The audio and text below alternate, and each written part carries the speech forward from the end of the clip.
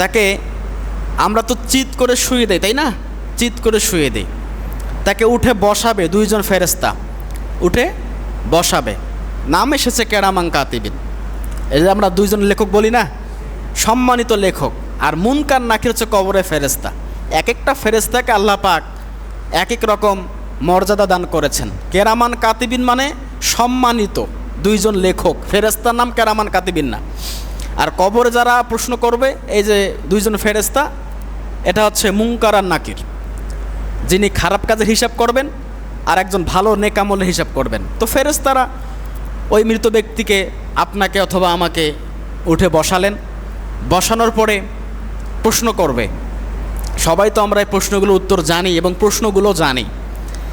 তখন একদিক থেকে এই মানুষটার ভালো আমলগুলো চলে আসবে, একদিকে সালাত, তার জীবনে যত নামাজ আদায় করেছে সব একদিকে এসে দাঁড়াবে, নামাজ দাঁড়াবে, রোজা যতগুলো করেছে একদিকে এসে দাঁড়াবে, হজ করেছে একদিকে এসে দাঁড়াবে, দান সদকা করেছে একদিকে এসে দাঁড়াবে। এরকম করে হাজারো ভালো ভালো কাজ, তার সবগুলো একদিকে এসে দাঁড়াবে। আর খারাপগুলো কাজ আরেক দিকে এসে তার অবয়ব দেওয়া হবে, আকৃতি দেওয়া হবে। ফেরেশতারা তাকে প্রশ্ন করবে, হে বান্দা, মান রব্বুকা, তোমার রবকে? ওই মানুষ যদি দুনিয়াতে রবের গোলামি করে, ইবাদত বন্দেগী করে, সে সঙ্গে সঙ্গে বলবে রব্বি আল্লাহ, আমার রব হচ্ছে আল্লাহ। সে প্রথম প্রশ্নেই পেয়ে গেল। মান দিনুকা, তোমার দিন কি? অনেকে আমরা জানি না আমাদের দিন কি। যদি কোনো এখনকার যে জেনারেশন যুবক ভাইদেরকে বলা হয় আপনার দিন কি, অনেক লোকে বলতে পারবে না দিনকে। দিনটা কি? দিন মনে হয় যে সকালের দিন আর রাত, এরকম দিন নাকি? দিন ইসলাম, আমার দিন হচ্ছে ইসলাম, আমি শান্তির ধর্মের অনুসারী। মান নাবিউকা, তোমার নবীকে? মুহাম্মদ রাসূলুল্লাহ সাল্লাল্লাহু আলাইহি সাল্লাম। এরকম কয়েকটা প্রশ্ন তাদেরকে করা হবে। এরপর রাসূলুল্লাহর আকৃতি তাদের সামনে এসে দাঁড় করানো হবে। মান হাজা রাজুলুন, তুমি কি ব্যক্তিটাকে চেনো, জানো? আমরা কি কেউ কখনো রাসূলুল্লাহকে দেখেছি? দেখি নাই। হয়তোবা এখানে যারা আছেন কেউ কখনো দেখি নাই।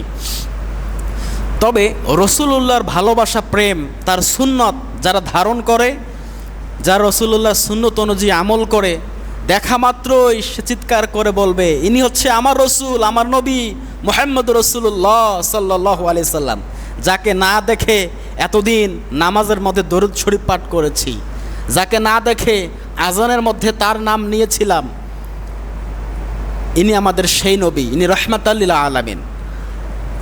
ফেরেশতারা প্রশ্ন করবে এসব পেয়েছো কোথায়?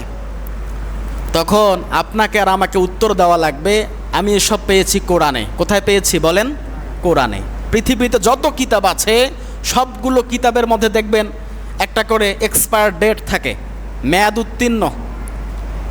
প্রাইমারি স্কুলে বই দেওয়া হয় অমুক সালে চলবে, 26 সালে গিয়ে আর ওই বই চলবে না, 26 সালে নতুন বই আসবে, এরকমটা হয় না? 26 সালে বই, যে বই চলবে 27 সালে গিয়ে আর ওই বই চলবে না, 27 সালে নতুন বই দিতে হবে। কিন্তু পবিত্র কোরআনুল কারীম এমন একটা কিতাব, এমন একটা বই, দেখেন ওই যে আজ থেকে প্রায় 1500 বছর আগে আল্লাহ রসুলের উপর নাজিল হয়েছে, এখন পর্যন্ত এই কিতাবের কি মেয়াদ উত্তীর্ণ হয়েছে? হবে? হবে না। এই কিতাব আমরা পেয়েছি।